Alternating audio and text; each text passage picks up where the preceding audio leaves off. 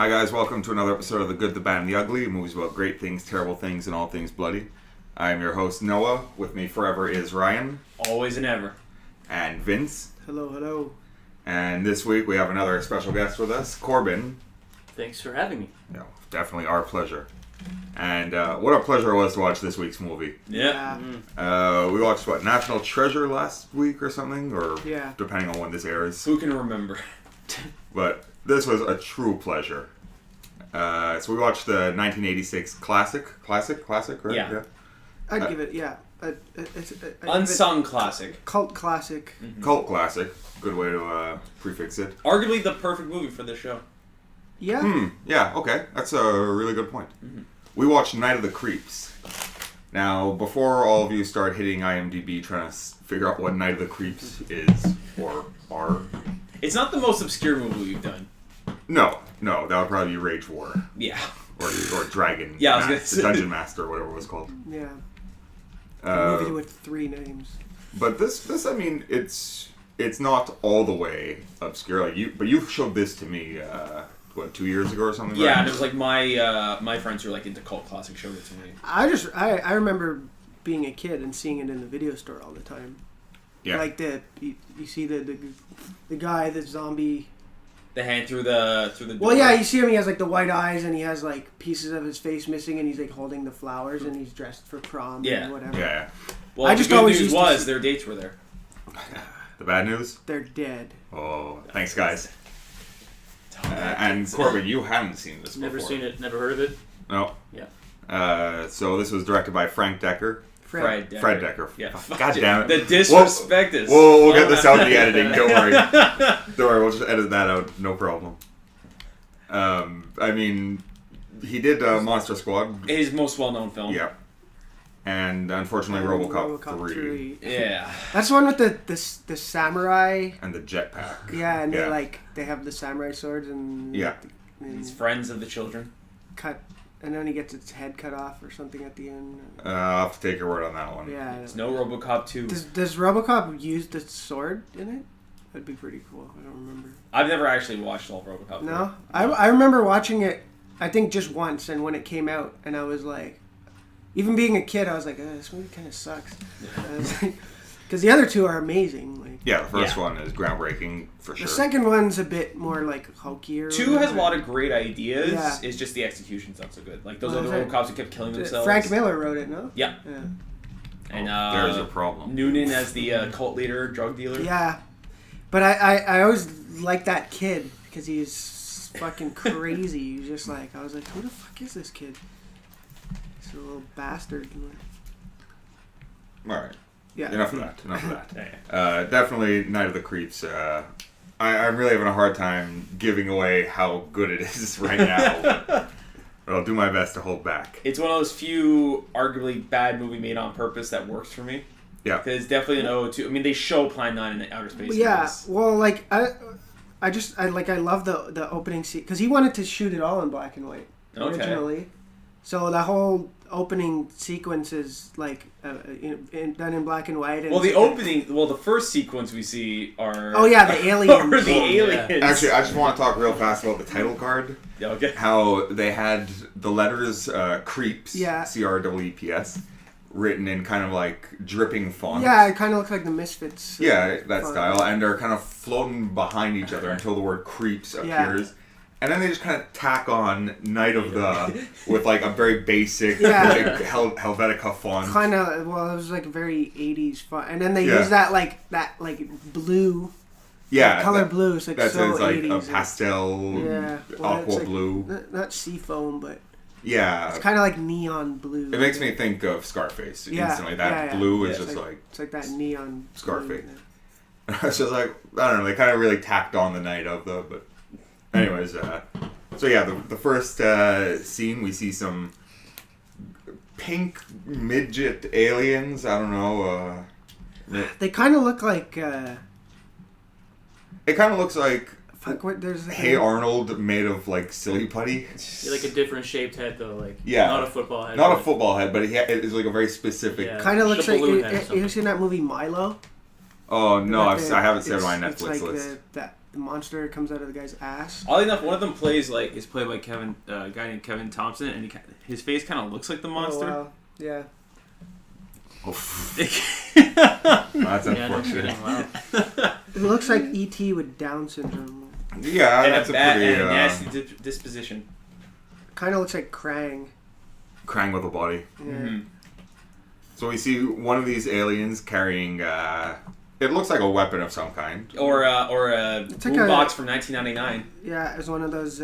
Oh, the cylindrical. Yeah, the tube Yeah. ones. I used to have one of those. I was wanting one of Those those. things rock some fat beats. Being chased by other two alien. pink Identical. monsters. Yeah, they They all all look look the same. Now their faces move. Yeah, well, you know, They when, all have they're- this kind of grimace. They're like, "Roar." when your face is made of rubber, it's hard to move it. Yeah, they all look like someone just farted. And it's really weird because as they're arguing kinda to like each waddle other, There's around. 2 subtitles. there was Yeah. subtitles. First, there was subtitles in alien Yeah, on the bottom. language. Yeah. And the first, 2 interactions, they didn't give us the English translation. It was just You can pick it up yourself. Yeah, no, of course. I mean, anyone who's taken cryptozoology, No, but then it's just like, why put the subtitles if you can't read what it's saying? Yeah. You know? I guess it's kind of funny. But... And then they do put English subtitles Yeah. of, don't let him escape with the experiment. Mm-hmm. Don't let him go. Yeah. Something. Now, this alien, I guess this is similar to the space jockey in Ridley Scott's Alien, where it's the mystery of it.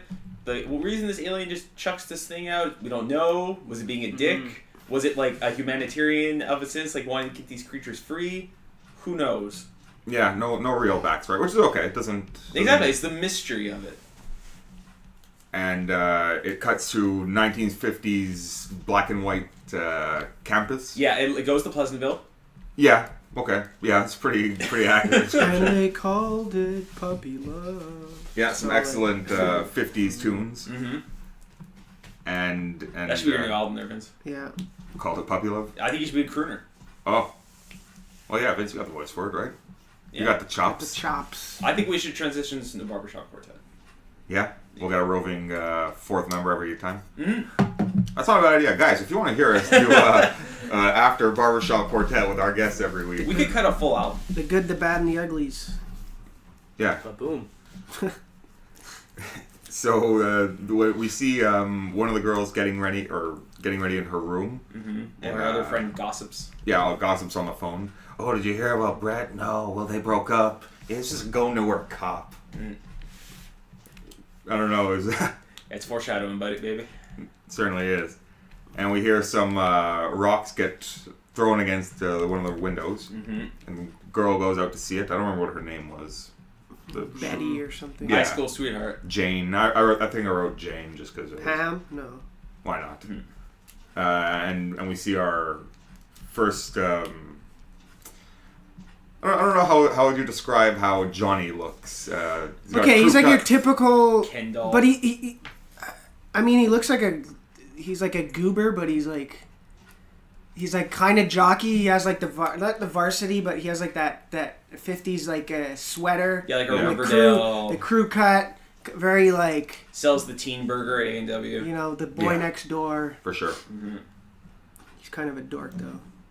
And he goes to pick up his girl, I guess, Mm-hmm. Jane, His gal, his lady. to go to make out point. Although I think the guy in the car next to them was getting blown.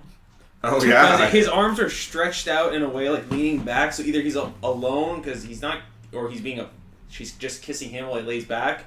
But no, it was inappropriate for the 50s. I didn't notice Or that. very progressive. Heavy petting. Yeah. What it reminded me of, I was just like, this is like the beginning part. I'm like, this is like Grindhouse before Grindhouse, like the ode to those movies. Oh, like that's like- what he wanted to do with this movie, Yeah, he wanted an old school monster movie. It was pretty ahead of its time. I mean, well, And- it hits the trope. The first trope we get is the lunatic on the run. Oh yeah, that's right on the Well, radio. that's what, like this. He throws in all those things from like the slashers, sci-fi, Zombies. like Yeah. he threw it all in there, Well, good. It's what It's a people want. smoothie. and it all works. It's what giving the people what they want. Yeah. That's what it's all about. Yeah, that's right. We hear on the radio that there's an escaped lunatic from the local mental institution or mental asylum. Yeah, he's armed with an axe. Sanatorium. Yeah, why would there be axes in the... Like, they say it's a fire axe. Mm-hmm. So I understand, because they gotta bust down doors. You can't have axes around, like... It was the 50s. Everyone has axes in the 50s. Yeah, they prescribed cigarettes. Oh, you gotta relax, buddy. Pack a day should do ya. Take this axe and the cigarette. Get out of here. Yeah, you crazy kids. You crazy kids. And while they're sitting at makeout point, Jane is reciting that, Starlight, Star Bright, first star I see tonight, jazz. And she goes, which one's the brightest star? And all of a sudden there's like a comet that kind of flies so low, I'm surprised it didn't like rip off some of the cars, the roofs, or at least topple at least one or two of them. Cause an earthquake or something. Yeah. And he's like, well, that one. Well, it's also, right before that, they're interrupted. Oh, that's right, yeah. By the cop. And one of the most awkward scenarios you can find yourself in. He's like, oh, hi. Hi. He realizes it's his ex-girlfriend. well, now ex-girlfriend. Mm-hmm. He's like, He's get like, out of here. you know that cop? He's a real like, Officer just Dewey. Someone from my past. Yeah. Yeah, it was really weird. And he's like, well, you guys should probably get out of here. There's that lunatic on the run, remember? Yeah. And she's like, yeah, okay. And then, the giant comet flies over it, and Johnny's instantly like, we gotta find that. That landed, like, right over there. Nobody else has anything but Johnny and his girl. Yeah, Johnny and Jane. Whatever her name is, yeah. Yeah, that's what basic name, generic name. His moon pie. So they go to check it out, and Johnny just leaves Jane in the car. Did we mention? Yeah, we mentioned it's all black and white, right? Yeah. Well, that's how you know it's in the past. Yeah. It's black and white. Yeah, it was Wizard of Oz rules. Yeah, there was no color in the... Everyone up saw until, like, it the black 60s. and white. Yeah. And while Johnny's out in the forest looking for a fallen meteorite, Jane decides to listen to the radio, and it's like, oh, beware, the killer's on his way from the institution all the way to the campus, heading west. Route 55. Yeah, Route 55. 66, thank you. And then she shines a light and sees that campus is 3 miles away. Yeah. So he must be on that fucking road or whatever. Nearby somewhere. And Johnny finds the fallen meteorite, and in the best use of like reverse filming, a bug flies into his mouth. I swear. So what happens? Is it cracked open already, or does it break through? I think it's already cracked open because it's like seeping steam. Mm-hmm. It's hard to tell. It was very dark. Yeah, and in bushes. It was squishy. It was swishing around. And as soon as the bug jumps in his mouth, we cut back to Jane sitting in the car. Cut back to, eh? Oh. Man, sorry for spoiling that one, guys. You're smiling. That's funny. We cut back and we see that there's a serial killer right behind her with the bloody axe. Mm-hmm. And just chopping away at her. And, I mean, it not gratuitous, but... Well, you don't see anything, but you just see him hacking her repeatedly. Well, he's right about to hit the thing, and then the editor cuts. Yeah. Oh, yeah, the editor. Yeah. That's the one who cut in. And, and then we cut to 1986. I like to think the editor, every time he cuts a scene, like when he's editing, he's like, allow me to cut in. I'm editing. Hate that joke. Well, I would assume somebody would hate that joke after a while. I think it's funny every time. So we cut back into 1986. We see two friends arrive during... And it is 1986. Oh my god, yeah, It is right. the 80s, guys. It's all the colors, the clothes, the music, vests everywhere. Max Zorn's in the movie. From the View to a Kill. Oh, yeah. Brad, right. The Bradster. The Bradster. I think that's a self-given nickname. Where do they go to school? Corman University? I wouldn't put it past everyone. Everybody had a name. Has a name with that's like someone in the genre. There's the main character, Chris Romero. Yeah, Chris Romero. And his buddy J.C. Hooper with James Carpenter. Mm-hmm. Yeah. Or Toby Hooper. There's Detective Cameron. Cameron, yeah. Detective Landis, Sergeant Raimi. Yeah, well, even what's her name was Cindy Cronenberg. Yeah, Cynthia Cronenberg. Although I still think It was Cynthia Cronenberg. Cynthia. Cynthia. They But must Cindy's have in alternated rotation, between yeah. two. Cindy, okay, we were trying to figure this Like out Vincent before. Vincent. Yeah, I guess, right? Yeah, because I thought they were saying Cindy too something, but it's Cynthia. Because at first I wrote Sandy. No, it's and Cynthia. And then, yeah, it was Cynthia. I kept calling her Crandall. I've been calling her Crandall all these years. It's Krabappel. I look like an idiot. Yeah, catch it. The next Simpsons podcast we'll do after this. So we see the two friends, JC and Chris. JC, by the way, is basically playing Johnny Five. Yeah, From just Short Circuit. spouting off one-liners and weird exposition. yeah, very good for Humor, exposition. joke. Yeah, No. he's disabled. Yeah, he's disabled. Yeah, he's got crutches. They don't actually say what his disability is, but he requires crutches to walk. And he likes telling jokes. Sounds familiar. I don't know if that's a disability. Oh, Jimmy. He was a He's quick-witted got the wingman. gift really. of the gab. Certainly does. Yeah, I like that scene when he's talking about money and the different names for it. Yeah. You know, money, dineros, Yeah. moolah, Clams. dough, clams, cheddar, cheese, lettuce. But yeah, I mean, yeah, that's it. And of course, Chris, our hero, for lack Our of a better- protagonist. Our Main- protagonist. main Well, we know who the hero of this movie is. Yeah, And that's we'll true. get to that We'll get to soon. that. Or maybe we've already gotten to it. His greatest Wait to role find out. ever. Oh, really? Better than Escape from New York? Yeah. When he was just there in the background? Or Lethal Weapon, where he's my daughter. Also there. She's in porn. Yeah, you gotta help. Gotta help Murtaugh. Well, he's said that this is his favorite role. Oh, it's his favorite role. Well, that's his best role. It's Yeah. definitely his favorite role. Anyways, we'll get to who that is after. I want to keep it a surprise for those who haven't seen the movie. Oh. Chris, our protagonist. Our who- sad sack. Yeah, it's pretty Our much sweater sad. vest. Every time he talks, it's just like, man, just grow some balls. Just, man, Well, he's you know, he's pining over a lost love. He's the Dante. he certainly is the Dante. He's he's a bit of a putz. Yeah. And he instantly falls in love with this girl, Cindy. Cynthia. Well, she is adorable. She's pretty. Yeah. She's definitely like 80s attractive, right? Yeah. With the hair. She's got the 80s hair for sure. And it certainly has like, I mean, clothing goes a long way, right? Mm-hmm. And it certainly looks dated. Well, it's not the worst piece of accessory or clothing we see later on. I cite those glasses. Actually, I want to talk about Steve's. Oh. Whatever. Yeah. He loves his jersey. That's it. So Chris. Mm-hmm. Chris just falls in love with that girl upon sight. Love Yeah. at first sight. Love He at first sight. almost heard your She's an angel. And he goes, "What's her name?" Mm-hmm. And what's his name? JC's like, "Oh, I got this. Yo, baby. Yo, honey pants. What's your name? Yo, toots." Yeah. Of course, she just turns around, stares. Yeah, of course, talking to me. Yeah. My toots. And they go off to a party. It's Frost Week. It's Beta House.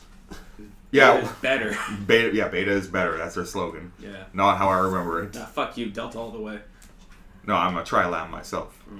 Robot House. Yeah, you know what? I Robot House also. So what is it? JC or Chris decides, hey, you know, I really want to get to know that girl. And JC, being the smart one, goes, well, you probably have to talk to her, right? Mm-hmm. And he's like, no, I'll just be a frat member of Beta House. I'll stand next to this beer tree. Yeah, eventually she'll come by me. Because they go to and she's talking to some uniproud hunk. Steve. Good old Steve. Yeah, so they go to they basically stalk her to a party. Nah, stalkers. That's too strong a word. Stalker would have followed her home. They just That got was like. true. Yeah, he's like, hey, that girl looks interesting. Let's go into this party where the door's open. Yeah, that's true. Yeah. That's a very fair point.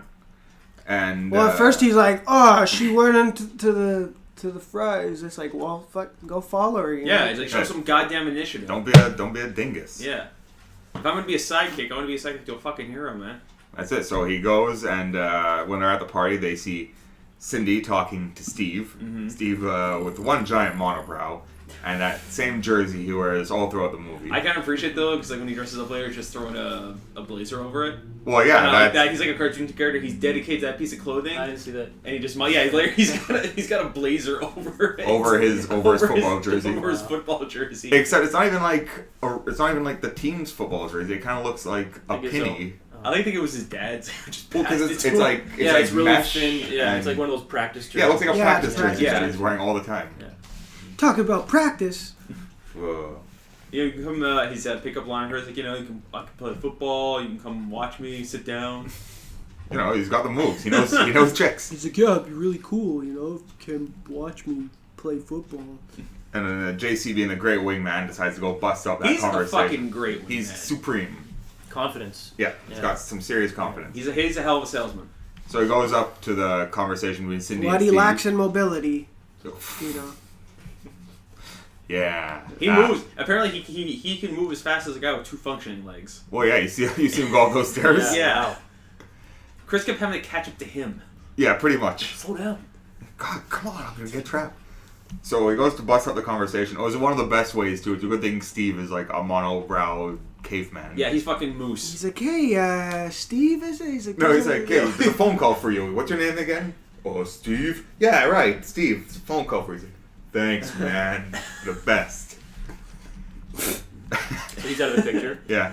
And basically JC starts talking up Steve. Really a phone call, is there? She's like, well, clearly not. Mm-hmm. He goes, my man over there by the bar, he's really into you, and I'm his agent, and you should probably just give him his digits and all that. Mm. And then Steve comes back and says, hey man, you're cruising for it. There's no phone call for me. And he's like, yeah, I guess I was what's your wrong. name again? I'm sure. Yeah, he's like Dirk, Buff, or Biff. Yeah, Biff. Biff, like Biff Tannen. Mm-hmm. Yeah, all those like jockey 4-letter douche names. Chad. It seems like every guy in this movie, if it's not the main protagonist, they're all like douches. Pretty much. Like they're all. Well, in all fairness, the cast is probably about 20 actors who have any dialogue. And the cops weren't douches. They were just incompetent. No, but excluding the cops, everyone else is like they're all like douchebags. Like they're all dudes. Yeah. They weren't. There wasn't bros. They would be bros now, but they're all dudes. Yeah, like that scene in the bus, he's like, "Yeah, come on, dudes. We're all gonna get done." That was amazing. Oh man, that guy fucking chiseled.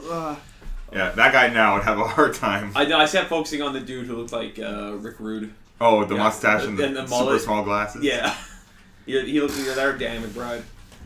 So he kind of looked out of place. All the other guys are like blonde, like children. They're all Aryan, right? Yeah. Like we could say what it was. It was. Well, you said the main dude's straight up walking from View to a Kill. Well, yeah, he's got the wife beater with like the Deutschland bird on it. He's got the sweater vest, multiple sweater vests. His hair was so blonde. It was coiffed perfect. It looked like Butters' news hair. Yeah, basically when Butters is on stupid news hair. He's got the Conan O'Brien little comp going on. And even JC says, "Why don't you go goose step away?" Yeah. It's quite the. So yeah, they decide. Well, if we want to get with Cynthia, we gotta rush the frat. I don't know what to do. Yeah, Chris has the idea. It's like we'll join. I know we'll join. He comes up with a cockneyed Saved by the Bell plot line. It's like, well, join us frat. That'll get her attention. You're a fucking idiot. Just talk to a girl. Yeah. He's like, yeah, no. He's like, no. You don't know what you're talking about. The frat's a better idea. You don't know chicks, man. Yeah, you don't know chicks. Yeah. I know chicks. I know chicks. and at their pre-initiation, I guess, the pledges or the brothers are like, well, I don't know if this is really gonna work for you guys. You don't have what we're looking for. And then he goes through that dollars little speech. Yeah, he obviously just dollars pay to be in. He's like, no, you gotta get something else. And he whisper in their ear or something. I have an idea. Yeah, I have an idea. Yeah. No, but he's just like, we don't have to like have sex with any farm animals. And he's just like, interesting idea, but yeah, but no, not quite. I guess that's it's like, why would you even? Way too easy. Why would you give them Why the would you even options? suggest that? Yeah. Like, can we have sex with must we have sex with farm animals? Oh, Sorry. do we gotta? If we have to. You might like it. But as they're walking away, we see... Oh yeah, that's what he says. Doesn't Yeah. he say that? He's like, how do you know you won't let you? Yeah, better than Cynthia. Yeah, but could be better than Cynthia. And we see Cynthia walk up to the Bradster, head of the fraternity, and kiss him. And we learn... Their chemistry was electric. Yeah, I I mean, it We was... find out that that's her boyfriend. Mm-hmm. It Yeah. was like watching someone with two, like a Ken and Barbie doll just kind of smash their face together. Pretty much. Yeah. Wasn't even Steve, huh? He's like, oh, hi, babe. Yeah. Where were you? What does she say? She's just like, oh, just around. Yeah. So you we know. catch our boys later sneaking around in the school morgue. Was I I guess. I don't know what they don't really. They're looking for a dead body, right? Yeah. Secret facility or something. Yeah, Experimental just like, facility. you know. Yeah, A on local campus. college. You know. Yeah, There's one in every town. yeah. Where a guy will just forget the code. Yeah, well, that's Oh, yeah, it. who's it? David Paymer? You looked it up earlier. I looked it up. right? He's been in. Well, he was in Get Shorty. Yeah, he was that's where I Leo. recognize him from. He's a character actor. Yeah, Ocean's he's, 13. He's not Kevin Pollak. He's like, Yeah, Yeah. I immediately he was like, no, it's not good. Well, I thought it was Ted Raimi for a second. Not Ted Raimi. Yeah, Ted. Yeah, Raimi. Ted Raimi. Yeah, I keep confusing the Raimis. The acting Raimis. And yeah, we learned that the boys got to go take a corpse else and is dump it there? on the lawn of an opposing fraternity. Although we really know it's double cross. When one of the other frat members goes, "Hey, so if they pull this off, like, we don't really have to let him in, do we, boss?" He's like, "No, are you kidding?" All he was missing was like a sweater tied around his shoulders. I'm sure he had the sweater tied around his shoulder. Like it at reminded me one of the point. dudes from Wet Hot American Summer, the series. Yeah. Where the guy had like the 3 pop collars, Mm. like the other camp. Yeah. He always plays a villain too, that guy. Mm-hmm. But no, this guy was also a villain. So all the boys were looking around trying to find a corpse in this secret facility, which is just easily accessible by. It's very handicap accessible. Mm-hmm. We see the scientist forgetting the password to his Door. That room, Door, the- yeah. The lab, yeah. The lab. The secret lab. Well, Secret what lab, yeah. we soon find out is a He knows the first 3 numbers, but he can't Cryogenic. remember the last number. So they go ahead. Yeah, and no, please, Corbin. Oh, bye. they go up and they just push 0. yeah. He Yeah. just pushes 0. And all of a sudden the door pops open, and of course the body they're looking for is Is right there on display in a chamber. Yeah, cryogenic chamber. Cryostasis. We also see that it's Johnny's body. Mm-hmm. From 50, I guess it'd be 30, 40 years ago, about Yeah, about 30 35. 30 years. 26. 26 years. Yeah. They say 26? Yeah. Okay, It well, just says 26 years later. thanks, Vince. That's why we have it here. Yeah. 27 years. Oh, now you're confusing. His advocate is broken. He had to- So, yeah, it's Johnny, and they say, well, there's that body we're looking for. And they hit that giant disengage button. And they also explain cryogenic suspension. But then he's Oh, just yeah. like, I don't know, man. Like, we shouldn't. It's like, this body's in there for a reason type of thing. He's just like, yeah, well, do you see any other bodies lying around? He's like, We've checked one room. Yeah, we checked all of one room, and we found a body. So let's just take this gift body in the mouth. Or don't look a gift body in the mouth, I guess. Yeah. then he's like, what is this thing? And he's just like, cryostate. He's just like, you know, freeze-dried coffee? It's like that, but with humans. Oh, you mean suspended animation? Yeah, oh yeah, it's sci-fi, right? Yeah. And then, well... Conveniently, there's just a big red button. Oh yeah, that's how you know, the disengage button. I was Like, tell- we push that, whack. I was telling Noah that like between this, Jason X, we're gonna have to do a whole mini series on like films involving cryogenic suspension. I mean, Demolition Man next. Yeah. So the Austin Powers.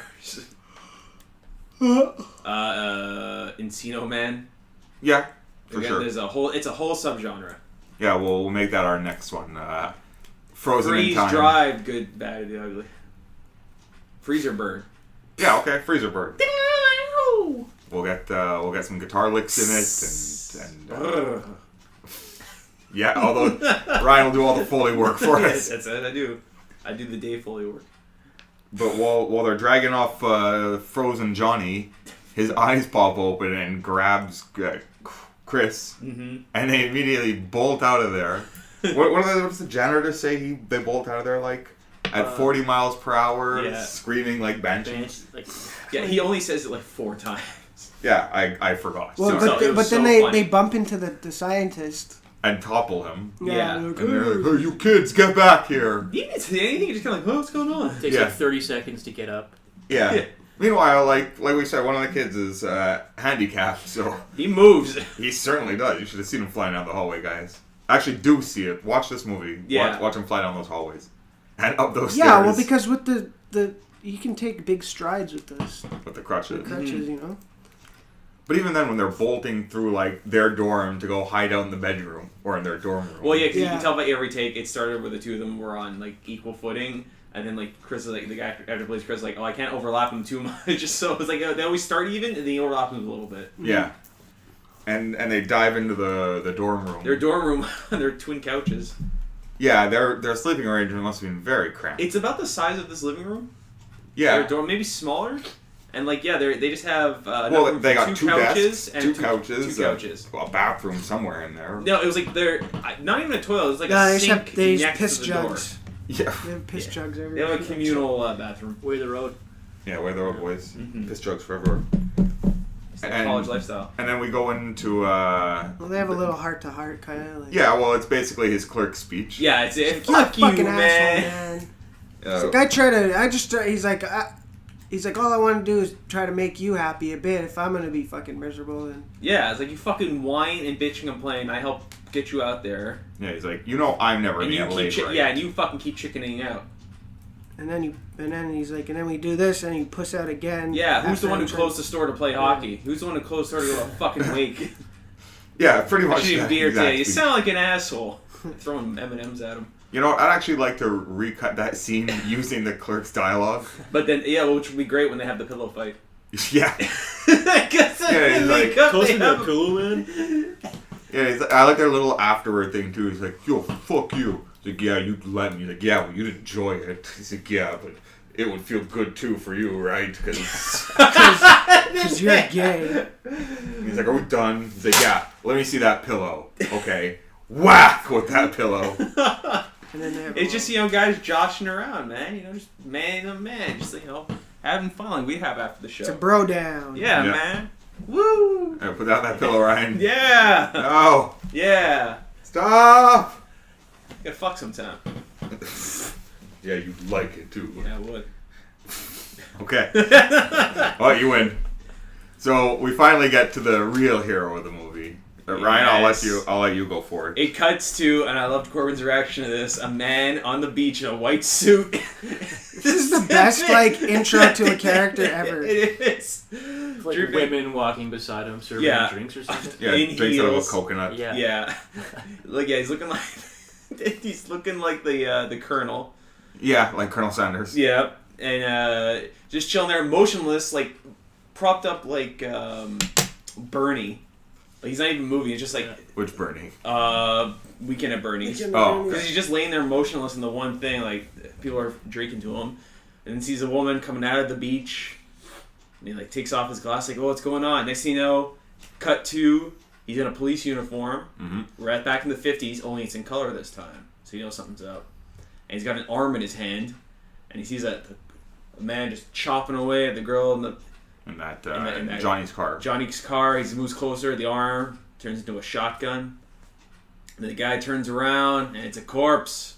And he wakes up, and it's Tom fucking Atkins. Goddamn right. Thrill me. Yeah, thrill me. He has the running joke, which I wish had happened more, where when someone asks, "Is this Detective Cameron?" No, it's Bullwinkle Moose. Bullwinkle. It's Bullwinkle J. Moose. Now, no, but what's the first thing he says? Bozo the Clown. Bozo the Clown. Yeah, thrill me. No, it's Bozo the Clown. We're in fuck. A kind of brilliant writing. At first, a Hawaiian shirt and a trench coat over it. Yeah, got the mustache. Constantly, he's like his Tom Atkins. You might recognize him from Halloween 3. Yeah. He's in the he's back. Definitely, a great character. Right off the bat, you see he's got some demons. You know. Yeah, he's got some demons. He's got the old detective. You also might see him from Drive Angry. I think it was his most recent film. Yeah, probably. He played the captain in that one. He was in Oz. He plays a really good captain. He plays Like if you need like any kind of law enforcement officer, you need to get him or what was in Dennis Franz. Ice Cube. Yeah, he's just like he's a real man's man. Yeah. He can wear a tropical shirt and a trench coat like no one else. All the best lines. Just smoking constantly. Drinking whiskey. Yeah. It's Miller time. And he's got like Miller time. He's got what do you call it, like old pulp like detective novels. Yeah, hardcore. He's got a you see a Dashiell Hammett like book there. And, And he gets woken up from this dream, a real good dream. He says he's having later. To be informed that there's a thing at the science lab. Cryogenics lab. At the cryogenics lab. Which it starts the scene of him just being mad at everyone in a room. Yeah. Just fucking pissed. Because he goes to the cryogenics lab where the coroner's got a special slot in his briefcase for a sandwich. Yeah, well, it takes the job very seriously. Yeah, fucking... Well, yeah, and basically just berates everybody. For fucking up. Yeah, he's like... So you told me there was 2 bodies here. Yeah, Chief. Well, I'm only looking at 1 body. Do you know how to count? Yeah, do you know how to count? Use those fat little fingers. Here, you give me your hand.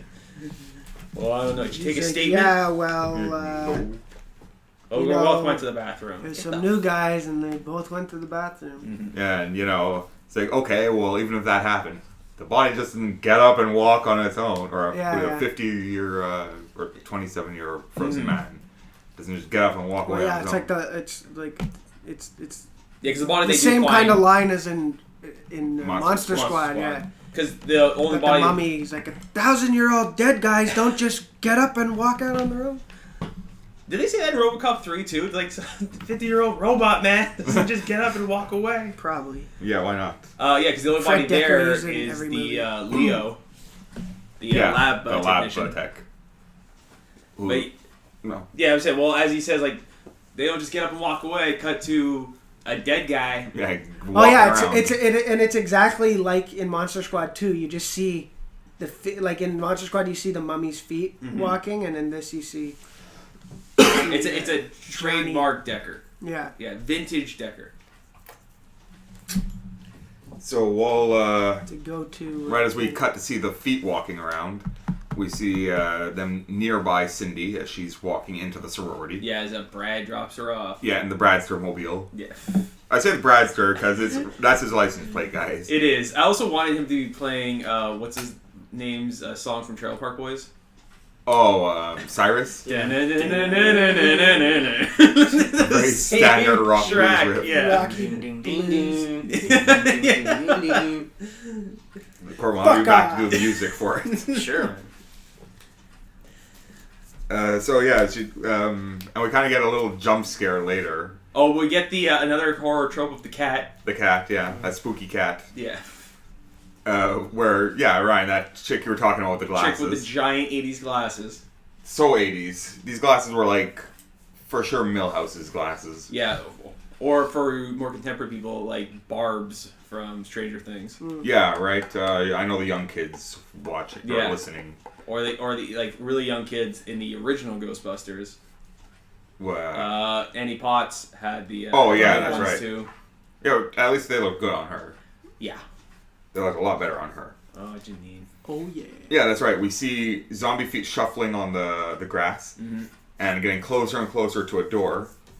And then we hear scratching at the door, and the Barb character, let's call her, opens it up, and it's not actually zombie, just black cat. Yeah. That cat gets work, man. Well, yeah, we saw that same black cat do like the same work in Scream. And I think this was the first time they were self-aware of that. Yeah. Not since that. Then later it would be Ears for Horrible Bosses. Oh yeah, that's right. The cat kept jumping on and cat. scaring them. How many cats does this person have? And we also get told one of the sorority sisters wants to keep her science experiment in the basement.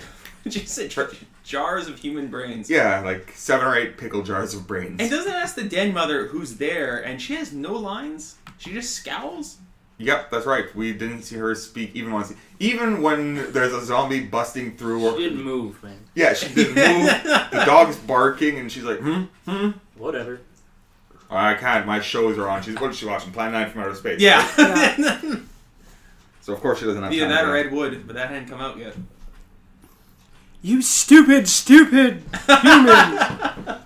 Stupid. So it cuts to nighttime, and Cindy's getting ready to go to bed, and she hears some tapping at her window, and it's those rocks again. Yeah, just in time for our obligatory 80s nudity. Yep. Quick flash of boobs. Mm-hmm. Oh yeah. Was there butt too, or just boobs? Just boobs. Just boobs. I shouldn't do the turn. And we hear tapping at the window, and she looks outside and doesn't see anybody. And then she turns and sees. Well, it's the first window. She checks out window number 1. Yeah, that's right. There's nothing to set you up. Well, yeah, the fake out. And then open up window number 2, and there's old Johnny Boy with a flower Yeah. and a really goofy grin on his face. Pressing his face against the window as it splits open, and eels start Coming to pouring pick out. up his Yeah, date. it's those slug eel creatures. It's like Slither, Yeah. for the most part. And Tom Atkins gets another call that night, back to Sorority Row. And there's another dead body. Yeah, which he's very disturbed to be there. Sitting on the front lawn of the sorority house. Oh, his fucking face split open like an axe just got into it. Yeah, and he even asks, "Hey, does that look like an axe wound?" Because he's been triggered. And he goes to one of the other cops goes in and he's like, "Hey man, knock off that thinking. I know what you're thinking about. Yeah. Knock it off. It ain't happening." Reminds you of that killer, but he disappeared years ago. Yeah, over 27 years ago. And he asked about the den mother's house. Like, what is that building back there? It's like, that's the den mother's house. Yeah, the Denmarm. Oh, okay. His 1,000-yard stare. And what is it? So next day, Brad confronts the boys. I love this like classic 80s bullying. Oh yeah, like the raptors that come out the sides. Yeah. You turn around to walk back in the opposite direction. Yeah, that's right. There's someone there. It's Brad. Yeah, it's Brad. This scene just keeps getting better and better as it goes. That's it. And Brad's like, "Hey guys, I know you think you're really cool and everything for the prank you guys pulled. But it's not cool. We told you to put it at this sorority. Yeah, you freaked out some serious chicks, man." Yeah. And JC basically puts him in his place. He's like, "Look, Brad, first of all, it was your idea. Second of all, we pussied out and didn't even do it. So, it's not us." Yeah. And then a crowd starts to form. We're like, oh, what's going on? They're talking about that dead body that somebody put on the lawn last night. There's a ruckus. Yeah, a little ruckus. And then while JC and... He gives him the goose step in line. Yeah, that's right. Go goose step out of here. Which is not a good idea to give a walking-based insult. Yeah. To a guy who's clearly an asshole. Yeah. As you crutch away from him. And he knocks the crutch out from under him. Yeah. Real dick move. Oh, yeah. And even the crowd was a bit like, come on. Yeah, and Cynthia's like, "Brad, no!" Yeah, what are you doing? And he's like, "Oh, whoops. Looks like you're not beta material after all, boys." Yeah. Let's go, Cynthia. Yeah. And Cynthia does, this whole scene. We're guilty up to our favorite part. I know, I'm trying. I'm really trying to hold it together here, guys. So Cynthia gives him the old fist. Jack in the box? The Jack in the Box The finger Jack in the where you Box? crank the finger. Which is like so genius because it takes so long. But good, it's like, And whatever. As soon as it comes up, the crowd cheers. Or all the women cheer, at least. The women are like, woo! And then, Brad... You told him. Brad gives the old whatever. Hand reaches behind him. Sunglasses in the hand from Troy. There's a guy there just to hold his Ray-Bans. He's like, whatever, I got my bros. Yeah. I got my dudes. Sunglasses and out. Yeah. I love the fact that one guy was specifically designed to hold the glasses. Well, it was probably the same guy holding his backpack, too. Yeah. Which, just a little lacking. Goons. Yeah. Gotta have goons. Yeah, it was just Crab and Goyle, man.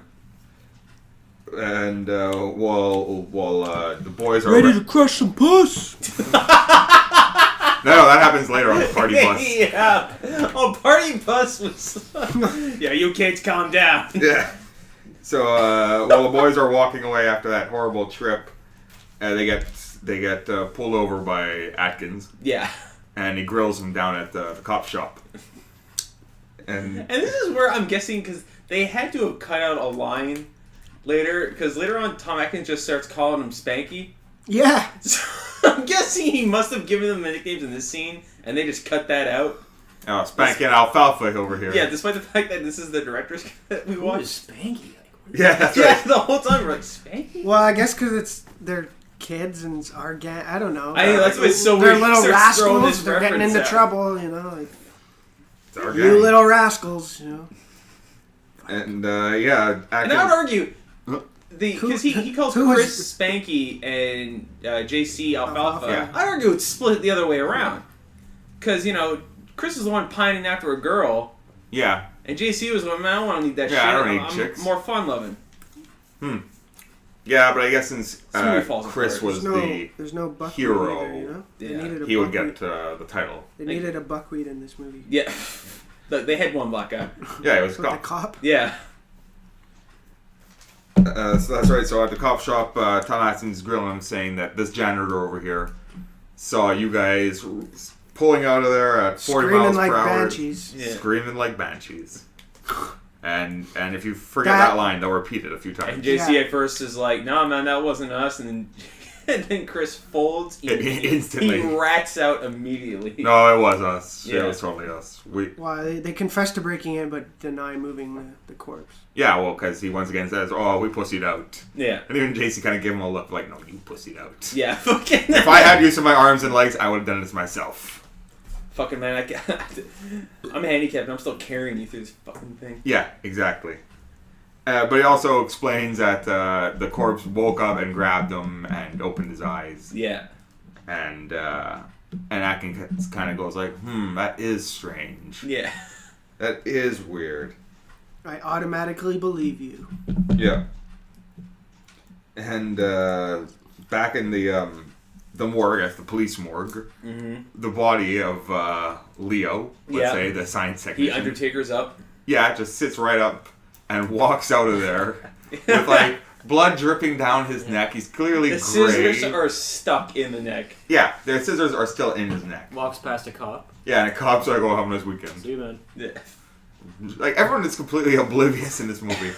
No, the cops guys are in cops. No, Cynthia too. When Cindy Oh yeah, too. no. Oh yeah. When that she's was, like, "Brad, we need to talk." yeah. Oh, It's yeah. got his Evil Dead Face makeup is, on. yeah, covered in like purple and blue and Yeah, and his eyes are now just clear white. Fucking Deadite. Yeah, pretty much looks like a deadite. So, yeah, and Leo, the science technician, ends up killing the janitor. Mm-hmm.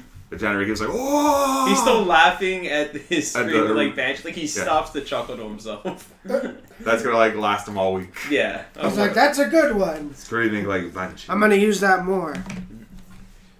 He just starts like throwing it into. Into all his sorts day to day. Back at sorority house, It was screaming like banshees. we find out that the cat has died, and nobody had better tell Mitzi or whatever her name Yeah. is, because she'll be heartbroken about it. And we hear a scratching at the door, like as if it were the cat, and we see that it is. And Mitzi's like, "Oh, pussycat." And then it's something out of fucking Reanimator. Oh my god, yeah. Where like half the face of the cat is chewed off. Worms crawling out of the eye. Ugh, god. Pet Cemetery. Yeah, real Yeah. good use of practical effects. Yeah.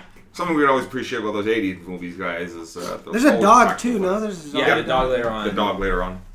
The house mom's dog. Mm. So Cindy knocks on the boy's door, Yeah. saying like, "Hey, is there a chance we can go take a walk? I'm a little freaked out." And Because I'm pretty sure I saw a zombie. yeah, a zombie cat and an actual flying zombie or floating zombie. Yeah, and kind of Chris like is- Lost Boy style. Yeah, and Chris is doing the full blown. I don't believe you, but I really want to get laid. Yeah, So I'll just go along with everything you're saying. I'll not. Yeah, that's right. When she's like crying in his shoulder, he's like, "Yeah." Like I said, they were like hand the pumping. they were like the loser version of the bullies from Weird Science. Yeah. They were like the losers from Weird Science. Yeah. Just straight up. And then Cindy basically explains that the dead cat. I seen this flying Lost Boys style zombie. Yeah. and some slugs. Yeah, there was like slugs are coming out of his face. Yeah, slugs fell out of his face. It's like, sure, yeah, okay, I believe you. And JC's like, okay, well, I'm gonna go take a shit. Yeah. See you guys. Pretty later. much. I'm gonna go take a shit. I'll be right here. I'm gonna take a shit. Yeah, I'll catch you guys in a bit. He's the bender of that relationship. Pretty much. And Chris is like, all right, let's get out of here. Yeah. What about your friend? Yeah, fuck him. Yeah. I got a feeling he's gonna be okay. He'll be back at the dorm. Don't worry about that. Cut to him like with a pencil vandalizing. Yeah, in the toilet stall. Here I sit all brokenhearted. Came to shit but only farted. Or some of the such. Is that what he wrote? Well, one of Couldn't those see, like couldn't limericks see. you would see in a. One of the things did say Fortune 500 favorite seat. Yeah, he was either doing that or stenciling a glory hole. It was just trash. But Speaking yeah, of trash, and stumbles in the janitor. yeah, that's right. All dead-eyed faced, white-eyed, and gray skinned. Yeah, and then collapses and head explodes. You know, with those slugs flying out. Mm-hmm. And Just like Zombieland, they said in a zombie movie, don't be on the fucking toilet. Mm-hmm. Yeah, because JC's kind of trapped on the toilet now, Mm-hmm. and as he's reaching for like a pack of matches on the floor. Yeah, like Jason Lee reaching for a toothpick. Yeah. The one of those slugs run across his hands, and he like recoils back, and he goes, "Ow, ow, ow!" Yeah, as if it was like really hot or something. Hot or sharp? Mm-hmm. Maybe it bit him or something. Yeah, maybe it have like little fangs or something. You never really see them other than they just look like black. They look like slugs. Like slugs. Yeah. Yeah. We know they don't make you sex zombies, so that it's not a it's not a shivers. Cronenberg. Yeah. Yeah. Throwback to our old episodes, guys. Don't forget to listen to those. Cronenberg. Yeah. You got really Sure on Cronenberg this up. Cronenberg the world there, JC. And then JC lights that match. Yeah, because I was watching it. Vessel's Corbin's like, what's he gonna do with those matches? Like you're gonna save your life with two matches. 2 matches, and well, not really, but He sets a small trap, which is just to figure out what the fuck's going on. yeah. And Like, I thought he was gonna like light the toilet paper on fire. I thought or- so too, and he was going to cause a smoke alarm, and then people Yeah. would have to come rescue him. Yeah, like It's the much methane. smarter than what he did. Yeah, where he just kind of puts the flaming match on the floor. He just runs into it. Yeah, and then one of these slugs runs into it and immediately like bursts into flames screaming. Oh, it's all sticky. And then turns into like a bubbling pile. It's Apparently they're highly flammable, Extremely highly fun. It's like they're covered in oil. covered in nitrate. And then the slugs get their revenge and take him down, one Yeah. crawling up his pant leg, mm-hmm. and then the other one jumps in his mouth while he's crawling away. Well, yeah, he's on the floor. Wait, he's trying to crawl out of there. Yeah, and then you just see one like scurrying towards his face. Yeah. And then they cut. And in the bathroom, we also see a Monster Squad rules graffiti. Yeah. There's also no, it says Go Monster Squad. Oh, is that what it says? Go And Monster behind him, there was a little, well, it's kind of useless fact, but there's another graffiti. It says Striper Rules. Mm-hmm. Isn't that like a Christian Yeah, it's band? a Christian rock band. Yeah. And, well, according to the director, the graffiti, it was Already makeup there. artist Oh. Kyle Sweet. She was in a relationship with her Her man. then not husband, but soon to future husband, Michael Sweet, who's the front man for this Christian rock Striper. band, Striper. I'd never heard of them, but Well, I'd be sure. I saw them referenced in a TV show or something where, What like, was the name of the band in Pain and Gain? what? Remember when he went to the gun store? He's like, hey man, you. Yeah, that's what it is. It's Striper. Yeah. that's Is what. it? Yeah, that's where I saw a reference where they're going to see, the Rock knows Striper because he was a Christian in Pain and Gain. Oh yeah, he's born again. Yeah, and he's like, "Oh, you know Striper?" He's like, "Yeah, don't worry, we're cops." He's like, "Yeah, I know Striper too. We're good." I really wish we found that episode, the missing episode, Oh yeah, the lost episode. the lost episode of us doing Pain and Gain. Mm. Uh, It's out there, guys, somewhere in the ether, or not at all. So back to Chris and Cindy. Chris walks Cindy back to her dorm or her sorority, and she basically asks him out because no way would Chris do it on his own. Yeah. And he's like, yeah, that sounds great. Yeah, so there's like a he's formal like, go with on. me? You want to go with me? Yeah, and Tom Atkins is not too far off hearing everything that she said. And Atkins takes Chris back to his place to give him a little bit of booze and tell him a story about high school sweethearts. Yeah, it's just like we're Confesses. picking you. This is Yeah. the most awkward. This is Chris's best performance of like, So, Atkins takes him back and he's like, yeah, I have a high school sweetheart. And Chris is like, yeah, broke my heart. And he's like, yeah, I had a high Just school starts calling sweetheart him too. Spanky. Yeah, this is when he starts really calling. Classic Spanky. So listen up, He Spanky. just has nicknames for everyone. He's like, I can't remember your name. I can't be You're bothered to Spanky. remember your name. You remind me a lot of Spanky, so that's who you'll be. Kind of looks like Spanky, just not fat. I don't know. That's what's up. Maybe a grown-up Spanky. Yeah. Well, if you see a photo of the guy now, he looks like a chubby version of himself. Of himself. Yeah, I know. He didn't age too well. But he basically says, like, yeah, I had a high school sweetheart once, and then she was hacked to death by an axe murderer.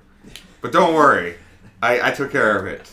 Not quite police style, if you know what I mean. Should you be telling me this? Yeah, he basically just confesses to the murder. And I was like watching this and I'm just like, holy fuck. He's just like telling him this story and he's just like, I was like, So I what? buried her in this. Yeah, she was like, Yeah. what happened to yours? No, she went on and lived the rest of her life. Mine didn't. But don't worry, I took care of the axe murder. What- I shot him with my He's like, shotgun. should you be The telling cops me find this? him? Something like that. Yeah, I found him. Said that wasn't And my alone. shotgun Yeah, found him. my Mr. Shotgun. Yeah, we both Throw found me. him. And we buried him in an empty lot where the school marm is now living. Who would have thought? Yeah. And he's like, so other than confessing to a murder, why are you telling me all this? And he's like, I don't know, man. Don't even know. I want to see him how he tried to leave after that. Because this is the next time we see Atkins. He's about... Okay, that's a little bit later. But he's already starting to have this meltdown, like he knows something's going to happen. Yeah, a little bit. At the school marm's, or at the dorm, sorority marm's house, Mm-hmm. she's sitting there falling asleep to Plan 9 outer space. Mm-hmm. And she hears like a banging on the door, wakes her up, and she's like, oh, just a common banging in the house. because he also admits to Spanky that like he buried the body in an empty lot. Yeah, Where the dorm mom's house is now. Exactly. Ain't an empty lot anymore. Mm-hmm. I guess he buried him. We find out with the axe.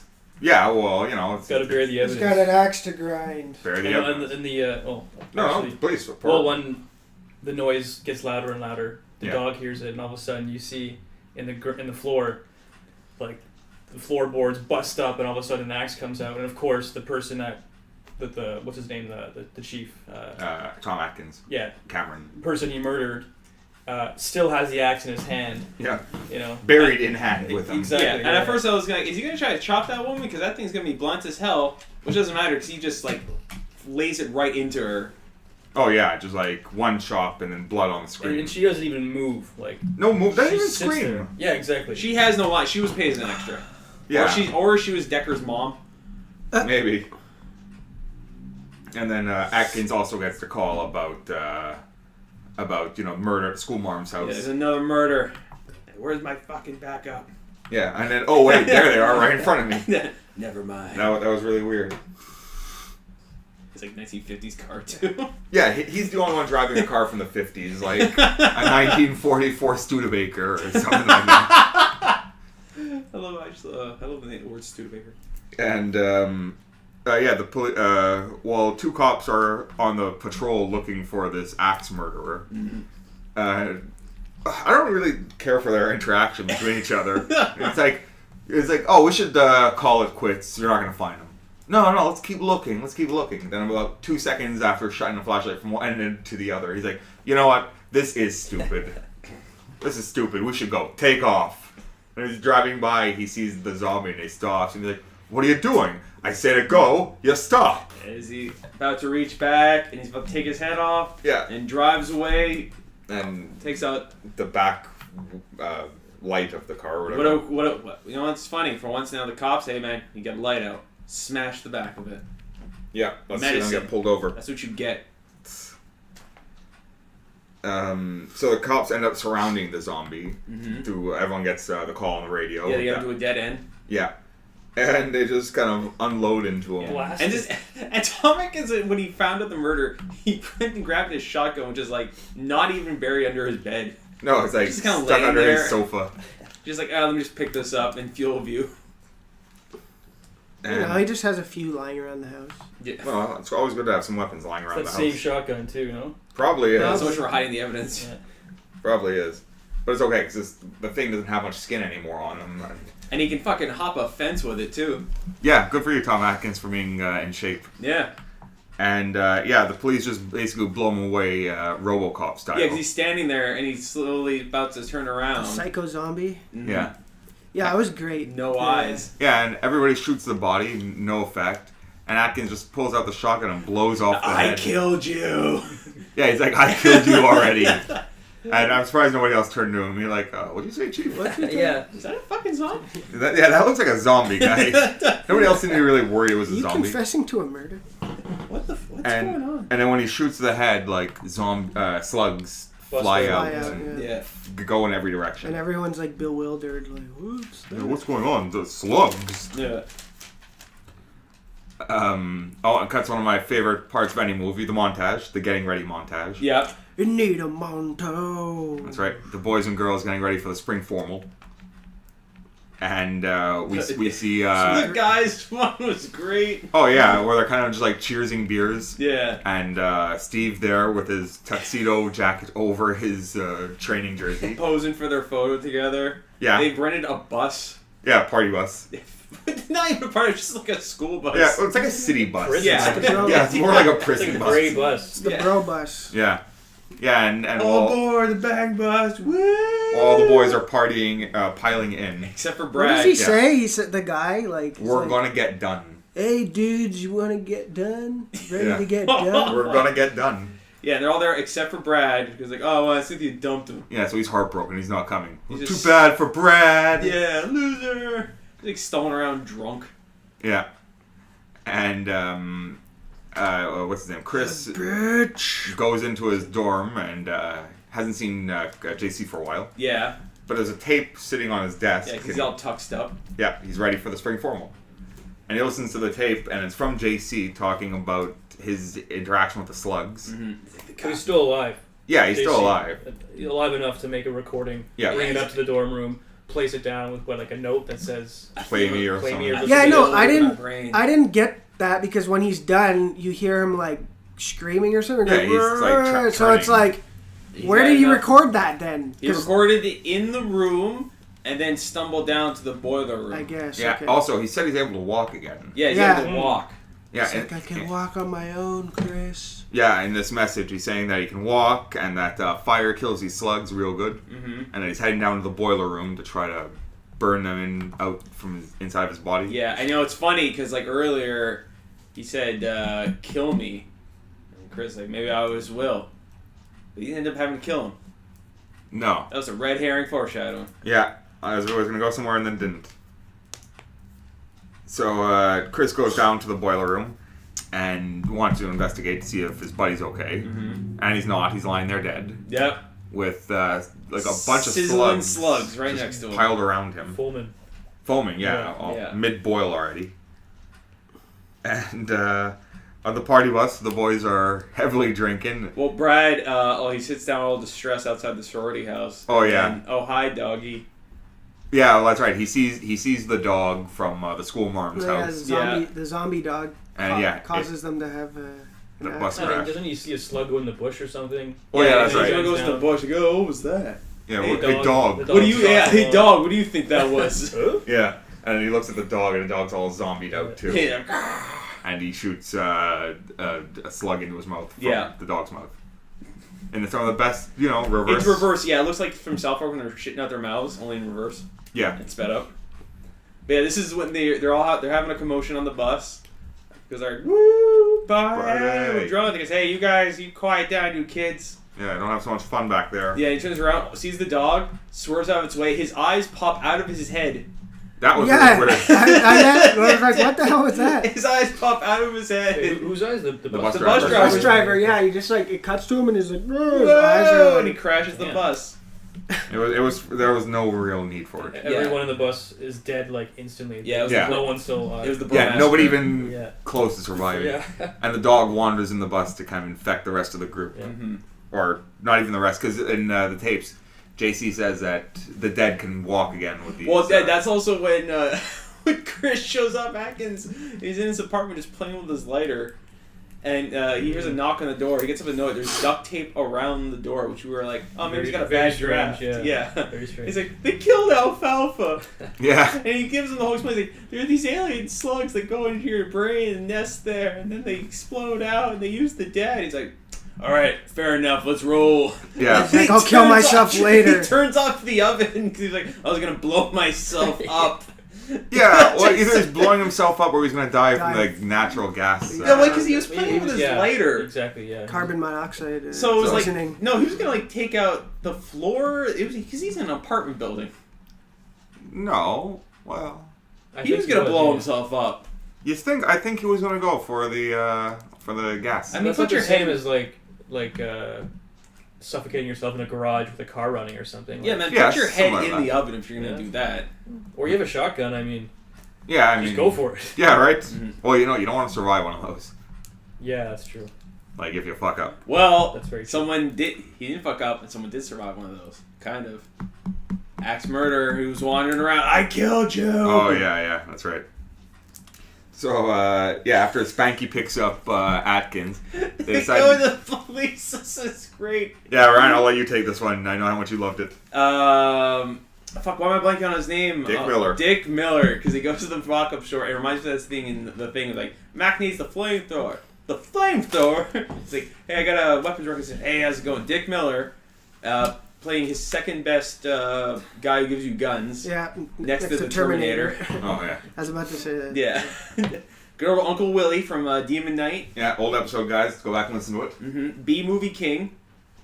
Everything. Well, he's been in every Joe Dante movie, pretty much. Yeah. Joe Dante, he's the king. You have seen a movie with Dick Miller in it. Yeah. Yeah, guys, I'd be very surprised. Gremlins is probably his most famous. Pause the episode. Go check IMDb. Okay, that's been enough time. Yeah. So yeah, he's very cheerful. He cracks jokes at a clearly distraught, unblinkingly Chris. Yeah. Hey, what are y'all, costume party? What's going on here? Yeah, what's with the formal kid dress up? I'm just joshing you, kid. He's just staring at him with like a gaunt look on his face. His friend just, Yeah, just died. He's like, hey, I need a weapons requisition. He's like, yeah, what do you want? A flamethrower. Flamethrower? I got one right here. Okay, hold on. Got one right here. Local PD. 1944 flamethrower. Yeah, for sure, from World War II. Yeah, no, it looks like a weed, like a shoots weeder. Yeah, weed like spray. Exactly, a chemical or something. Yeah, and he's like, that sticks a little bit. That thing goes out. He kind of fucked up. So, anyways, here you go. It's gonna need a weapons requisition. It's like, well, I don't really have one. Yeah. So here's a shotgun in the face. It's gonna be a problem. Yeah, he's loading the gun in his face. He's like, it's right here. Yeah. So here's a shotgun in the face instead. Well, that's all the requisition I need. Meanwhile, Bradster knocks on the door. Yes, even though he's now zombified, as we see. Yeah, real funny, Brad. Yeah, real funny, Brad. Cindy, Brad's here. Yeah, she's like, well, I should have called you Brad. She Yeah. takes him by his hand. Takes him by his hand and walks Sits outside. down on the Acting and looking nothing like Brad would. Yeah, hasn't said a single word. Looks dead. Yeah, he looks like he's dead. Yeah, and she's like, Brad, we've been growing apart, and not to say we can't still be friends. Slugs are just dripping out of his mouth. Yeah. Like a distillery. And she's not even looking at his things aren't working out, Brad. It doesn't we can't be friends in the future. And then Chris comes in and is like, Cindy, look out! And then she looks around and she's like slugs barfing out of his mouth. And he torches him. Yeah. Chris torches Well, Akin blows him up, blows his head open, and then it was the 1-2 of like shotgun then flamethrower. Yeah. And she's like in shock. He's like, all right, look, I need you to calm down. Hold this gun. Yeah, this gun will make you feel better. Yeah. If you're real just safe. kicks into the door. He's like, all right, ladies. Yeah, the tagline. Who wants to do it? Well, yeah, because we also cut to after the bust. All the boys start coming out. Yeah. One dragging out. Yeah. I was hoping he had no legs, but look, he was just dragging. Yeah. Well, I mean, they still could. Well, they should still be able to walk, right? Mm-hmm. So who wants to do the tagline? Thrill me. No, the other tagline. This one. There's good news and bad news. Yeah. Go for About it. the boyfriends? Yeah. It's like, go ahead. well, the good news is your date's here, and the girls like seem nonplussed. She's got go. Yeah, well, it's the bad news. They're dead. Thanks. And next to cut the fucking Thriller. Yeah, pretty much all the zombies. Yeah. Dude, Chris is in hysterics. Yeah, he's freaking out more than anybody else. He's like, "Come on, Cindy, you just not shoot people." She's like, "What are we gonna do? What are we gonna she's do?" Like just gone. Come on, I just shoot people. Come on. Yeah, and then we get what is it? Not Dick Miller. Tom Atkins. Tom Atkins. Blowing away people. It's Miller time. Yeah, it's Miller time. That was the Even best. though we need fire, he can just do it with a 6-shooter. Yeah, well, it seemed like a really poor choice. His Yeah. snub nose that Dick Miller is Yeah, talking but he's about fucking taking them all out, man. Yeah. He wasn't burning those. Remember in the room with the girl with the glasses? Yeah. We haven't gotten there yet, but... No, why not? He Let's talk wasn't- about it, sure. He was shooting them, but he wasn't like... No, he had a great fucking spinning shot. Yeah, Yeah. but he didn't burn them. No, he Well, didn't burn them, that's true. He had like, I wanted to cut into Popeye music because like, he had 2 attack him, and then like the third, the girl's been infected. Yeah. And they're all about to get him. He sees the picture of his old girlfriend on the wall. Yeah. And like, da-da-da-da-da-da-da-da-da, he like picks up one, yeah, just picks up his gun, shoots the girl in the face, and then gets up and, Yeah, and that great spinning shot. Meanwhile, Cindy now has the flamethrower is just like McCreadying the fuck out of everyone in the front yard. Yeah. One shot from Chris and then flamethrower from Cindy. Yeah, until they back themselves up into a corner. Yeah, a garden shed. Mm-hmm. And even Chris like, good job, Cindy. Well, Chris is also making time for one-liners like Brad. It's not impersonal, Brad. Yeah. Well, I'm sure he took a lot of personal enjoyment out of killing Brad. Oh yeah. Oh, you know he's got murder in his heart. Yeah. Well, he does now. And that's right. Cindy ends up saving Chris one time, and then Chris, to save Cindy, takes his time to like start a lawnmower to launch at Steve. Yeah, Steve. Steve, who's now a zombie. Mm-hmm. Well, everybody's a zombie. Yeah. Well, again, he's still wearing his football jersey with the blazer over it. Yeah. And he basically lawnmower bans him from what was it? The Happening. We watched that a couple weeks I ago. thought we were about the lawnmower. Oh, not man. the lawnmower man. Cindy was like in the grasp of what's his name, Steve. Yeah, Steve. And you know she couldn't get away, but then when what's his name is like, Yeah, Chris is he's just like, get out of the way, Cindy. She's like, okay. Yeah. And she gets up. She's and like, oh like, yeah, I hadn't thought about that. And Yeah. get up. Oh, get up, get away. Now I see. Sorry. Her and just mows her down, or him. Yeah. Rather. And after that, they see the slugs running towards the basement, or squirming towards the basement. And like, why are they going to the basement? He's like, what's down there? I don't know, like storage and This and that and brains. Oh, brains. Yeah. Oh, brains. That's probably what they're there for. She's like the science experiment. Yeah, and they go and they run down to the basement, and there's like a giant pile of them in the corner of the slugs. Thousands. Before it's fucking. Well, they're walking there. I was like, get out of the house. And the girl's like, all right, get the fuck out of here. And they nonplussed with like corpses they're walking by. Yeah. That's Does he have tape across his mouth? Yeah, then Atkins. They're doing Oh yeah, so they don't Atkins- jump in his mouth. Yeah, Atkins has like tape on his mouth.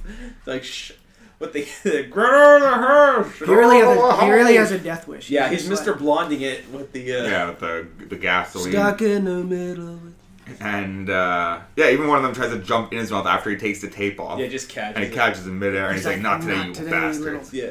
Fucking bastard. He starts counting down the self-destruct to 20. He's like, they give each other the no and nod. Yeah, and He's like pouring gasoline, right? Like, yeah, Yeah. and Chris and Cindy are running out of the house, and they're both still doing the countdown. Yeah, they count down in sync with him. Yeah, and then Chris gets the last line of Detective. I like that because it was actual. It was kind of in real time, you know. Like sometimes in movies they have a countdown and it's just like 10 seconds, but it's like a minute. Like really, this was actually like. Yeah, within the 20-second limit. And it seemed like they even counted because like Atkins was doing a slower count and then Chris was doing a speeder up count. So Yeah. they explained the little pause there. Yeah, how we had that time to say, "Detective, thrill me." Yeah. And just as they're about to launch themselves at him, and a pretty realistic explosion. Like the whole house didn't go up. It was just Yeah, it was clearly just the tell it was basement. like that section of the basement. And it looks like everybody's gonna kind of survive. Yeah, the cops show up. Chris and gets Cynthia. the girl. They have the kiss. Yeah. That relationship probably won't last. It's gonna be like a Speed 2 situation. Yeah. By the time Speed 2 kicks around, or Night of the Creeps 2 kicks around, well, we're not together anymore. Yeah, I know, it's- I'm with Jason Priestley now. And we see Tom Atkins walking out. So Well, we watched the director's cut because Yeah. the original cut, it ends like the same with Chris and Cynthia. They share a kiss, and then that scene ends, and it cuts to the dog that caused the bus accident, and it opens its mouth, and the slug jumps out. Oh yeah. But Should have the heard version, the theme music going on. Yeah. the version we watched, Director's cut. it cuts to the police cars like speeding away, and we see a burnt, charred to a crisp Tom Atkins with a cigarette in his mouth. Still smoking. Still smoking.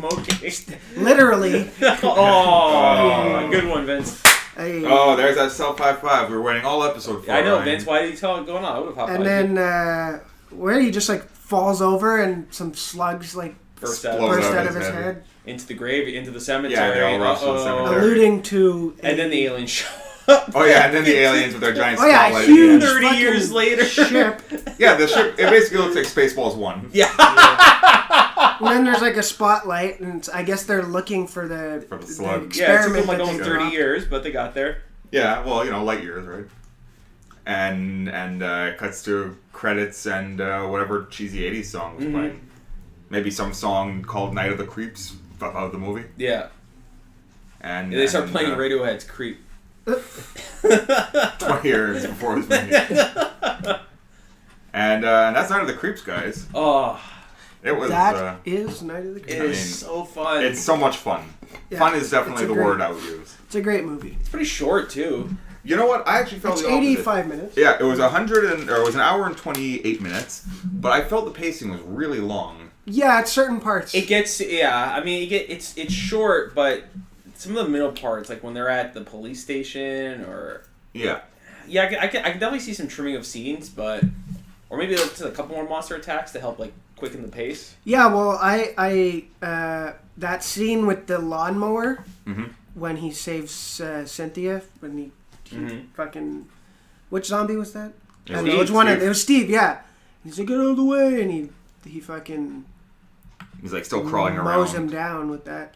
That was shot after the initial filming was done because I think they played it for some test audiences and then they felt like they needed a bit more action. Well, it didn't. But I mean, even then, I still kind of felt like the pacing was really slow. It was very, like, top-heavy to action. The first 50, like the first scene, the 50s scene, that was really long. It could have Yeah, it was. easily been Yeah, they could like trim that. 20 minutes. 20 minutes out of an hour and 28 minutes. It's a long time. Them sitting in the car, they could have, like... Yeah. But, that being said, I think that's probably the only flaw. I mean, Not enough Tom Atkins. Not enough Tom Atkins, yeah. I want to see more in that white suit. Yeah, I was like, I kept looking, like I said, Corbin had never seen before, so I kept looking over to him for reactions. So when they cut to that, he's like, "What the fuck is going on?" Yeah, Corbin, tell us some of your thoughts here. Like, you never No, seen this before. I liked it. Yeah, I that's really good. liked it. I obviously didn't know what to expect. Actually, I kind of expected more of a cheesy, kind of like sci-fi horror. I don't know what I was Oh, expecting. that's pretty cheesy. Yeah, it was cheesy, but I still thought it was like, if I would have seen this back in the day, I thought it would have been good. But there's some Right. movies that I see from that era that I'm like, I don't know if I would have liked this back in the day. It's pretty earnest. Like it's yeah, meant good. to be a B movie. Like it's It is, but it's not cynical about it. no. It's there. It's definitely a loving tribute. Oh yeah, for sure. But I didn't find it like brutal by any means. I thought it was like And it's really- entertaining completely. It's really nicely shot too. Like there's some Yeah, especially like a There's some, second like- film. yeah. Like the sets are like the It's sets a look good like film. Like I was watching it, I was just like, oh, like the setups and the shot. yeah, it It's doesn't look like too the- cheap. Like the sets the look like something out of framing like and stuff. Goosebumps, Yeah. like out of some of the '90s Canadian TV show, which fits perfectly. Yeah. I really like that one scene when Atkins goes to the one girl. He's like, "Go lock that door," and it cuts to her, and it kind of has that camera trick where like Oh, the pi- pull out. Yeah, So I it was pulls like, out. what do they do there? It's like It- They move back and then zoom in? they move the camera. They move the camera forward, forward. and Zoom out? and they pull and they zoom out. yeah, okay. So it gives like the most effective, or I think most people know, is in Jaws. yeah. When Roy Scheider's sitting on the beach and there's the first scare. It always seems to be like it's a Hitchcock did it realization of too. something bad. It's Yeah, like, it's usually this. Yeah. like, Yeah, it's either used for that Yeah, or I've to seen show Spike Lee like do it a few a times. distance Yeah. thing when you're like, oh, it's over there, and you're like all the way down Well, there. because it's kind of, I guess it's to emote like like a disturbance, like shit, because it's kind of like a off-putting, realization. because you're like, what's going on? Like it's moving back, but you're moving forward at the same time. So it's like, a great camera. They did that when she was trying to lock the door or something. And Yeah, it took like 30 seconds to lock the door. Yeah, and she's like, huh? And then it didn't even matter if they locked the door because it's a glass door anyways, and the zombies just punched right through it with like the weakest frame on all of it. I mean, it had like great one-liners. The effects were really good. Yep. Those great 80s practical effects. It's called a dolly zoom. A dolly zoom? Yeah. Okay. Dolly zoom, in-camera effect that appears to undermine normal visual perception. Like, Hitchcock used it a bunch. He used it in Vertigo. Yeah, that would be a really good place to put it for sure. But effects were great. Like the shot where he, literally the shot where he shoots half his face off with the shotgun. Yeah. Oh yeah, and he's like, "Oh, you gotta be fucking." Camera angle is pulled away from the subject while the lens zooms in, or vice versa. Yeah. That's cool. Camera tricks, guys. John's next week for camera tricks on the good, bad, and the ugly. I don't know. I mean, well, gotta inform the people. Yeah. Gotta give them what they want. So I don't know. Favorite moments, anyone? I don't know. Miller. I really laughed at Miller. No, it's when Tom Atkins is dressing down the entire police force. Oh yeah, just let me count on your fat fingers here, buddy. Yeah. Give me your hand. I really like the scene where he's like telling him, basically confessing the murder to him. Like, just like, should you be telling me Get out of this? here. It's just so like intense, and you're just like, but it's like comical at the same time. Yeah. I like the scene with Brad and Cynthia / Cindy, whatever her name really is. Yeah. And she doesn't even like look at his face, I guess. Yeah, just nothing. And in a similar way, when the dude who's dead and he's walking past, the science guy's walking past. He was actually a graduate. Like, what did they say? Yeah, he was like anyways, he's like walking past the cop, and he's like, "See you later." Yeah, and he doesn't even look at him. He's like looking down, reading his newspaper or something. Yeah. I thought that was kind of funny. I mean, I don't know. I liked a lot. I kind of really liked JC's speech to Chris of like, "Hey man, you're just being a bitch all day long, and I really want to help you out because we're best friends. Yeah. But you're not making it easy." I like that too. It was very like, sincere. It was sincere. It was like real too, because I can see myself saying that to certain friends I'm close enough with that like I can tell them how I feel without it. No, the writing's good in this movie for what it is, and like so are like the performances. It's a bit hammy, but I don't know. It's a great movie, and I had never like seen it in its entirety, so it was like almost like I saw it for the first time. So. Nice. So and I really liked it, and I was like, "Fuck, why didn't I watch this movie, earlier?" I love Fred Dekker, or the movies he's done. Yeah, for sure. Minus RoboCop. But. So you love Monster Squad. I love Monster Squad. Basically, it's too bad that he didn't get to do more. Yeah. Well, hey, let's make a crowdfunding thing. Well, I mean, basically the response I got at like Alamo is what got its like DVD Blu-ray release. What? Like the Alamo Draft House? Yeah, it was like at the Draft House, and like you actually see like the Q&A, like screening of it on the big screen. Yeah, on the DVD. What does he do now? He's like an executive producer apparently. He worked on Star Trek Enterprise. Ooh. Which is I dislike. We should get Jeremy and Sharko to discuss that. Apparently he's writing the screenplay for The Predator, the new one. Oh, cool. The Predator. The definitive Predator. Him and Shane Black back together. Mm-hmm. Good. Black and Decker. There you go. Ryan, if there's ever going to be a time for a self-high five, now is the moment. What do you mean? We talk about self-high five. I high five minutes all the time. Lies. All right, so You're stealing my mojo, man. Let's House. rate he this. wrote House. I don't know if House? anyone's... The TV show? No, the movie. The movie, man. The one that has like the sequel has the best tagline of all time. Another story. House. It was like this the cover is guy. Is he's a writer, and he moves into this. It's a Johnny Depp. A troubled writer moves into a haunted house house through a window. after inheriting. The cover is like a rotting hand pressing a doorbell. Yeah, I remember just seeing the second story. It was great. and then the second one, there's like some kind of weird like alien pug dog. Like it's like a It's like a. I don't know. I just remember always seeing that dog, but it's like it was like an or not animatronic, but it was like, or maybe it was animatronic, but it was definitely like a practical effect. Yeah. All right, guys. So let's rate this movie, huh? Let's finish it up. I mean, it's ugly, but in the best way possible. Yeah. Like, it is like pure. It's a good ugly movie. It's a great ugly movie. I'm usually very critical of things. I think back to like Hobo the Shotgun. It's a tribute in like the most loving ways possible. Mm-hmm. And it's just fucking fun, man. It's just great. It's obscure enough. Like, you be the cool guy who recommends it to people. That's what made you cool in my eyes. Yeah. Actually, no, that probably when we saw the movie for Troll 2. Oh, best worst movie. Yeah. Yeah. That I think really solidified our friendship. That's my move. Good move. Yeah. Corbin, what about you? Want to weigh in on this? Yeah, I'm gonna give it a good. I enjoyed it. Yeah. Good all day. Yeah, I mean, as you were saying, some corniness in it, but I didn't mind it at all. I thought it was good. Right on. Yeah. And actually, I'm gonna go for all three on this one. Good, bad, and ugly. I mean, I feel like and Neapolitan.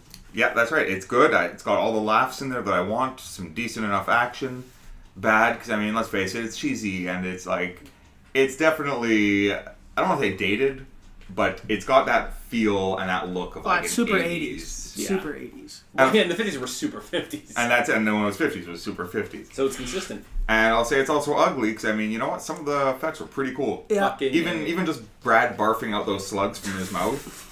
I'm like, that's cool, man. He had like 6 of those things in there loaded up, ready to go. Yeah, I didn't know we could pick more than one. Okay, you said good, bad, and ugly. I said it could be a mix. A mix? Well, they both took good and ugly. I said ugly. You man. can change it, man. Well, like I said, a bit of cheesy, so a bit of ugly. Yeah. But yeah, it's all still three. good. Still good. I changed my. No offense, you don't get this to is change insane, it, man. Sure I We're do. losing consistency here. Okay, so I do what I want. PTA's disbanding. Shameless plugs time, guys. Who's got something coming up? I mean, I'm gonna be seeing a movie on Friday. If anyone wants to join, I'm gonna go check out Logan with a couple friends of mine. Yeah, don't go to my theater, but that's what I'm plugging that. Right on. Might go grab a sandwich after this. All right. So, and I guess you guys can always reach us at gbupodcast@gmail.com. Send us all your hate mail and death threats, but new recommendations as well. Would plug something else since like spring has sprung, it's starting to get warmer out there. If you want some nice, delicious, cool food in warm weather, I know this one guy sells ice cream things. Yeah, that's right.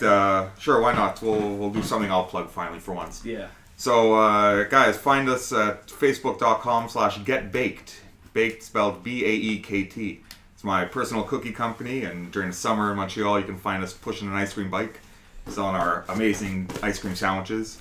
Peddle your wares elsewhere. Yeah, well, shameless plugs, right? If I'm going to do it now, I might as well do it anytime. Yeah, man. I'm Baked Boy, and I recommend. I don't know about that. We'll discuss that later. Come on, man. Face the company. Next thing you know, you're going to be wanting royalties. That's it. Guys, find us on Facebook, facebook.com/GBU podcast. We put out all of our new episodes there every week, so like, subscribe, share, follow, the works. Mm-hmm. Find us at YouTube. I don't know where you find it on YouTube, somewhere GBU podcast. I thought Vince was signaling with the Illuminati there. He was about to get it. He's giving me the Rockaware sign to wrap it up, Noah. And find us gavel up, B. Find us on Twitter, because we're there whenever we are. The kids love the Twitter, right? We're a bunch of on Twitter now. So Twitter, GBU Podcast 514. Put the numbers in there, guys. Otherwise, you're gonna end up with those other guys. So unless that's what's got something to say? Nope. Perfect. Sandwich. Guys, have a great week. Sayonara. Adios. Take it easy.